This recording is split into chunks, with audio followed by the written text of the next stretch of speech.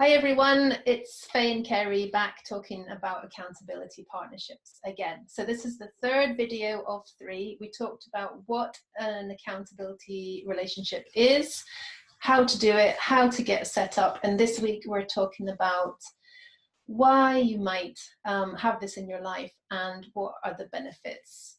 So just to summarize, the main benefits of having a relationship like this is to help you see what you're missing, to help maintain motivation, and to be clear about what your goals are, and to help you be more committed to the goals and the things you want to change in your life, to have someone else as a sounding board. And it keeps you honest and mirrors back to you where your blind spots are. So that's how I would summarize the benefits. But Faye, would you like to share a bit about what you've gained from this process? Yeah, absolutely. I think that's the best way to do it, is just to get personal and say like why it's helped me so much.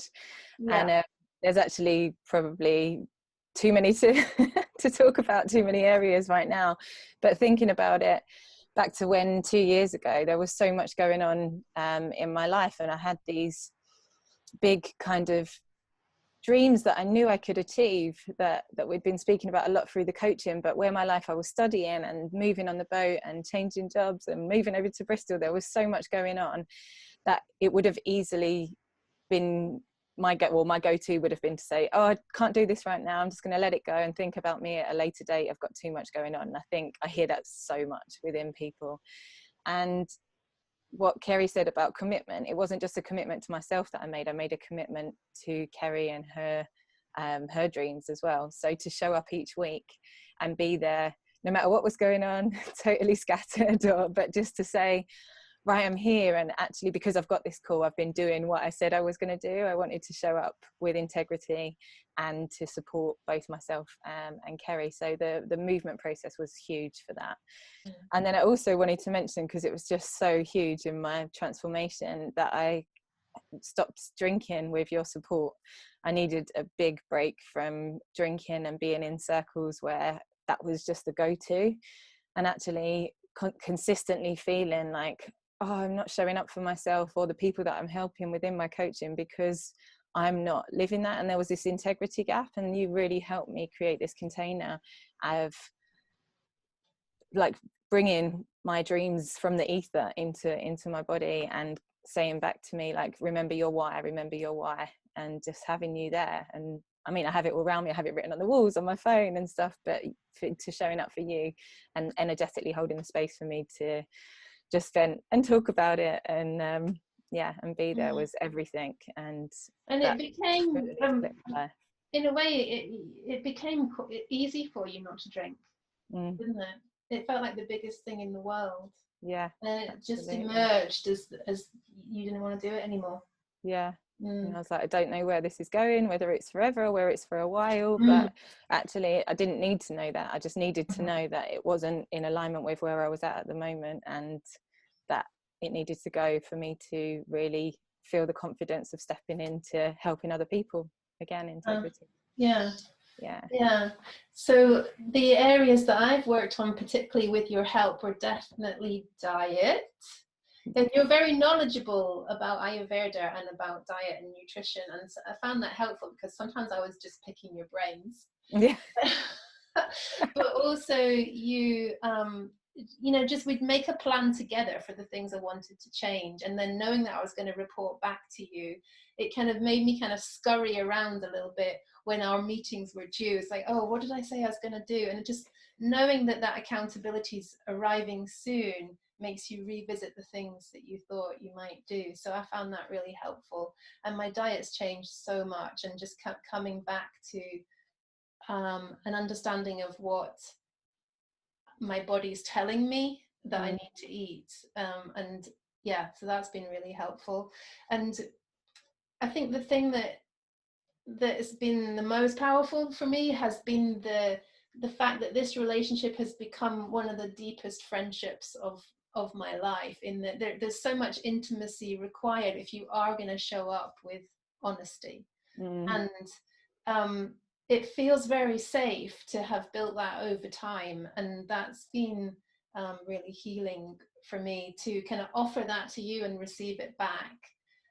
It definitely is like what I need to grow bigger is to be in that level of trust with someone. So that's been really powerful. And yeah, there's vulnerability, and like it takes a lot of courage to do that, to show up vulnerable, but actually it becomes through being honest with yourself and saying, oh, I'm not just going to set these goals because we're doing it. You were really sat and took the time with yourself, right? I'm going to be honest to me, and for Faye to support me, I need to be vulnerable in that and open in that, and vice versa.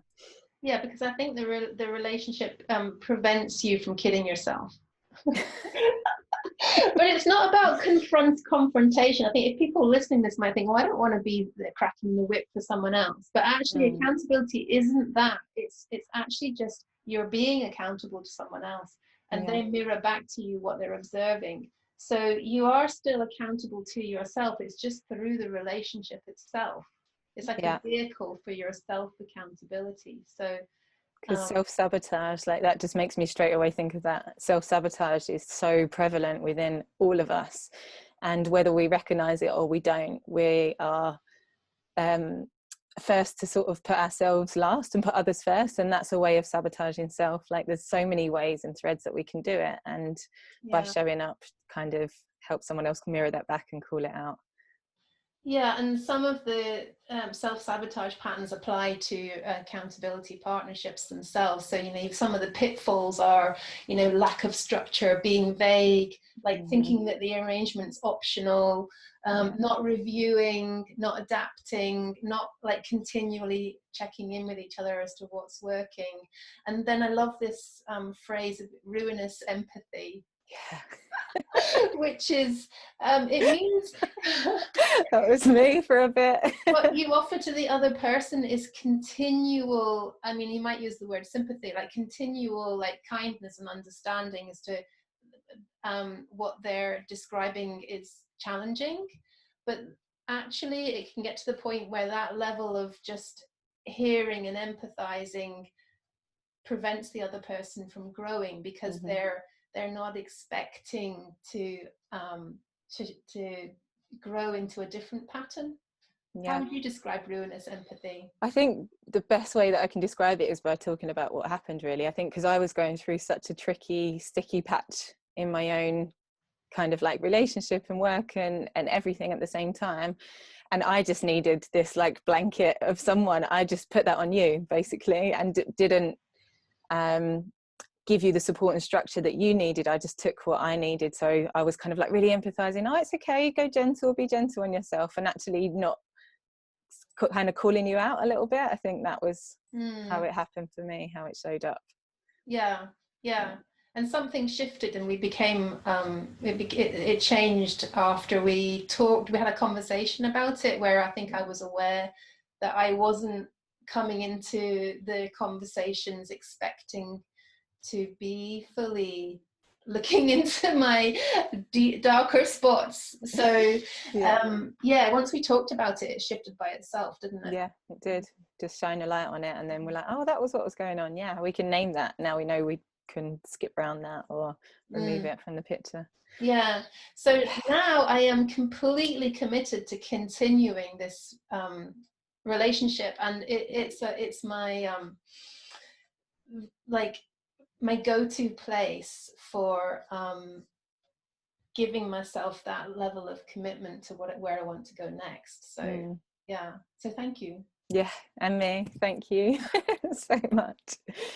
And if just to put it out there, if anyone's kind of intrigued or interested and would like to explore it a little bit more, like how do I hold myself back, what are my deeper dreams, like have you pressed pause to see what you would really desire and like from your health and your vision in life and how you're showing up in the world? And if you do, just reach out to one of us or message below, because it's over time and seeing it within the people in our own groups, and then also within the yoga healer community, we've seen this just work time and time and time and time again, and not just from our own experience. So I just want to share it far and wide, which is what these both of us, what these videos have been about. And I just hope, yeah, because we're becoming experts in helping people to get this in their life, essentially. Yeah, absolutely. And it's all about ways to grow. And to do it now rather than like after this has happened, then I'll do that. Okay, so thank you for the chat, Faye. Yeah, thank you. Yeah, if you have any questions, anyone, just ask, but we'll see you whenever we make some more videos. See ya. Bye.